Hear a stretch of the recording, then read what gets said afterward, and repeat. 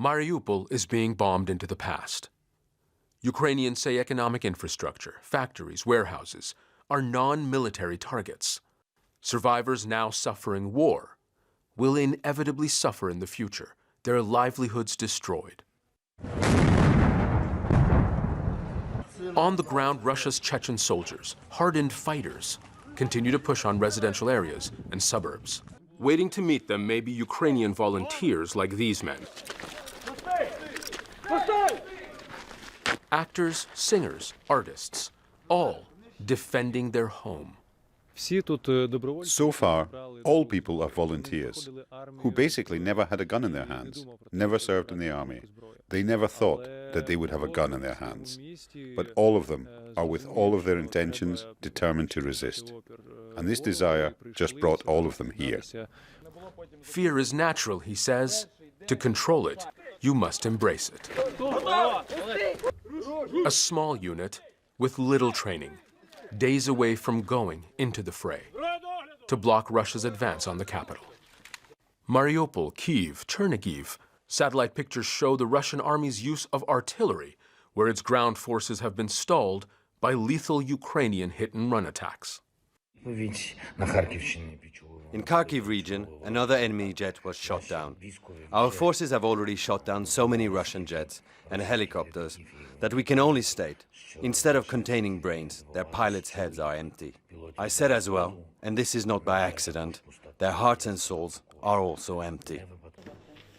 Unharmed but not untouched by the fighting, performers in Drohobych have new roles. Cooking meals for soldiers on the front lines. There's a saying that when the guns sound, muses are silent, but we are not silent. We are in the rear. We are engaged in volunteer work because Ukraine is in a difficult situation now. Since the invasion began, they've sent thousands of meatballs and dumplings, as well as meat stew, soup, fish, and pancakes from here to Kyiv, as long as their people remain in harm's way. For this theater troupe, the show must go on. Zein, Basravi, Al Jazeera, Lviv. Well, let's get the latest from the capital of Kyiv. Imran Khan is standing by there. Imran, what is happening right now? Well, the curfew is about halfway through. This curfew was brought into effect at 8 o'clock last night. Goes on until 7 a.m. Wednesday morning. It's worth just taking a look at the streets. Kyiv isn't a busy city anyway. This city is about 50% evacuated already. The only people that are really left behind are those people that have absolutely no choice and can't go anywhere else. The only cars we're seeing moving on the street are actually things like that car over there. I don't know if you can see it, with the Ukrainian flag on it. It's actually a civilian car, but inside are territorial defense units. They're volunteers who are patrolling the city. What could be the reason for this curfew, and why is it lasting such a long time, 35 hours? Well, there's a number of reasons. The Deputy Mayor suggests it's to do with shelling. Others have suggested that it's actually to do with a security operation to try and look for Russian saboteurs that may be in the city. It's not the first curfew that we've been through in the last couple of weeks. There was one last week, lasted about the same time, and that was that was an operation trying to look for Russian saboteurs. Now, that's the curfew, but the fighting is ongoing. About 10:30, about an hour and a half, 2 hours ago now, actually, we heard a very loud explosion near where we are. That was a cruise missile that was shot down by Ukrainian air defense systems over the north of the city. And this seems to be a tactic that the Russians are employing more and more. The advance into Kyiv has actually stalled.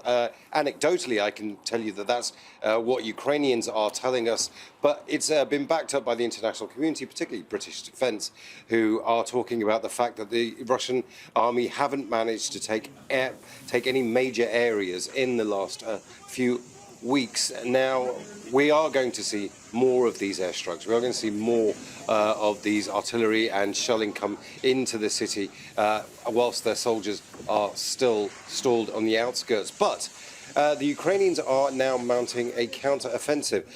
There's a suburb of Kyiv. Its suburb's a bit misleading as a term. It's actually in Kyiv Oblast, just outside of the city. It was an area that had been taken by the Russians, Kyiv, but the Ukrainians have managed to force them out. There's another area, Borisopol, which is near the international airport. The mayor there is asking all of the citizens, the civilians there, to evacuate the city to allow the Ukrainian army in to mount an operation against Russian forces that might be on the outskirts. And whilst all that's going on, Ostomel, Bucha and Irpin, those three major front lines on the edge of the city, which if the Russians take, allow them to use as a staging post for any potential ground invasion into the city. Fierce fighting is still going on in those areas, and indeed we've heard air raid sirens and blasts and explosions from that area throughout the day. All right, Imran, thanks for that.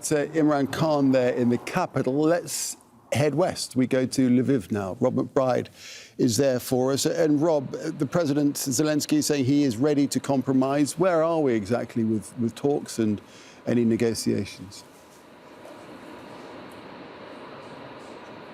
That's right, there is this ongoing talk about talks, which theoretically is all to the good. We hear from the Kremlin, for example, that they have put forward certain proposals to the Ukrainian side, to which they have had some responses, but not responses to others. Without going into any details about what those proposals are, President Zelensky's office is a little more forthcoming, so we have a better idea of what any kind of negotiations might look like. For example, this major concession on giving up application for joining of NATO, which we know is one of the reasons that Russians are here on Ukrainian soil. It is one of the major issues with the Russian side. President Zelensky has already intimated in the past that he'd be willing to concede on that, so that's fairly easy for him to do. Also, for example, to recognize Russian as an official language in parts of Ukraine. That again is another easy thing to concede from the Ukrainian side. Where the problems start, of course, is on land and territory, and whether you concede land that, as far as the Ukrainians are concerned, has simply been grabbed by Russians as part of this exercise in naked aggression. Do you reward that? So that's where the problems start. But we do hear from another advisor in Zelensky's office that they are constantly in contact between the two sides, even if it is online. There is a lot of going back and forth, but it is around various details such as the framework for or a roadmap on going forward and what the substantive issues are. And so when you get into this thicket of detail, it does make it sound as though any kind of meeting between Putin and Zelensky is still a long way off. Any kind of peace deal still remains very far in the distance, or even just a ceasefire to bring this fighting to an end. So for the moment, at least, obviously, as we can see around the country on so many different fronts, that fighting continues. All right, Rob, thank you very much. Rob McBride there in Lviv.